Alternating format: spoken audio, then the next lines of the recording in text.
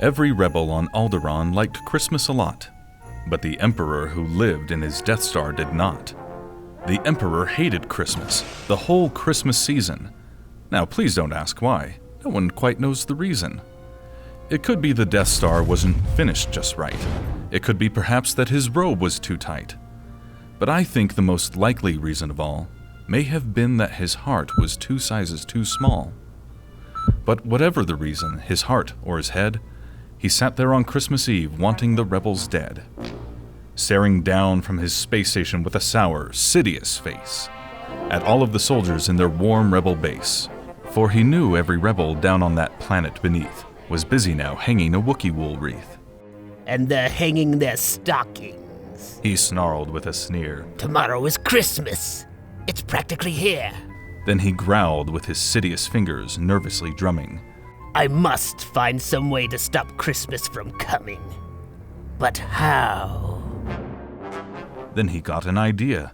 An awful idea. What? The Emperor got a wonderful, dark side idea. I know just what to do. The Emperor laughed in his throat, and he made a quick Santa Claus hat and a coat. And he chuckled and clucked. What a great evil trick. All I need is someone to do it, to pull off Saint Nick. I hate my job. The Emperor looked around, but since Sith are so scarce, there was only one to be found. So he called in Lord Vader, and Vader knelt down. What is thy bidding, my master? He said with a frown. Not that you could see his frown, of course, what with the helmet and all. What was that? Sorry, continue. There's been a disturbance this whole Christmas season. I can't stand it at all. I've told you the reason. If you can accomplish this great feat, your path to the dark side will at last be complete. So the Emperor told Vader the plan in his mind. As you wish, said Darth Vader, responding in kind. Lord Vader then put on the hat and the coat, and the Emperor cackled deep in his throat. Good, good, he said to his friend. More like frenemy. Now go, Lord Vader. We have much to attend to. Then Lord Vader loaded some bags and some empty old sacks inside his TIE fighter and set the speed to max. To Alderaan he flew at a furious pace, where the rebels lay a snooze in their top-secret base. All the rebels were dreaming sweet dreams without care, when he came to the first little house in the square. The first house to fall, Darth Santa Claus hissed, and he force-jumped to the roof, empty bags in his fist. Then he slid down the chimney, a rather snug fit. But if Santa could do it, then so could this Sith. He got stuck only once, for a moment or two. Then he stuck out his head from the fireplace flue. The little rebel stockings were all hung in a row. These smelly old socks, he breathed, are the first things to go.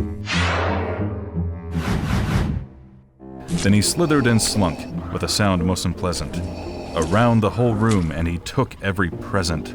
Blasters and speeders, lightsabers and droids, holographic chess, and other small toys. And he stuffed them in bags very speedy and quick, and sent them up the chimney that was made out of bricks.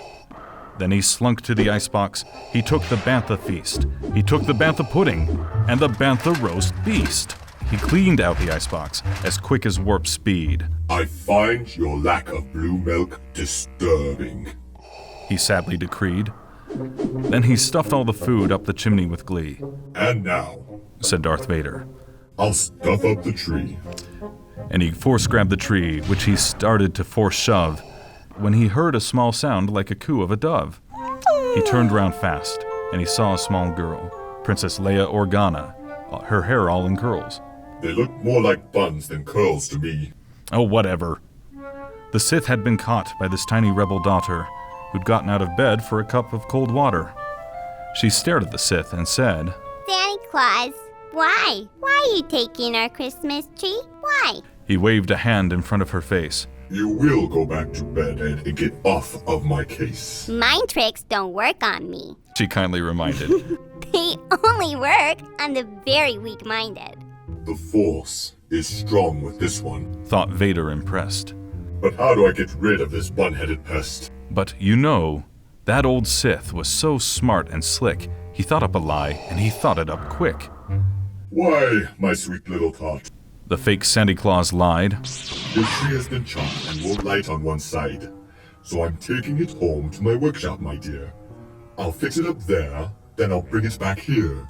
And his fib fooled the child, then he patted her bun head, and he got her a drink and sent her to bed. And when Leia Organa, who went to bed with her cup, he went to the chimney and stuffed the tree up. Then the last thing he took was the log for the fire. Then he went up the chimney himself, the old liar.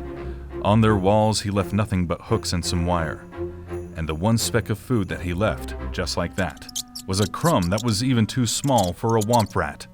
It was 1/4 dawn, and the rebels, those blighters, were all still a snooze when he packed up his fighter. Then all of a sudden Vader was surrounded by police for breaking and entering and disturbing the peace. They took Lord Vader and read him his rights and booked him in jail for the rest of the night. How did you find out about our evil plan? Tell me right now, said the old con man. We got a tip from a tiny rebel daughter who got out of bed for a cup of cold water. No! I knew she was trouble.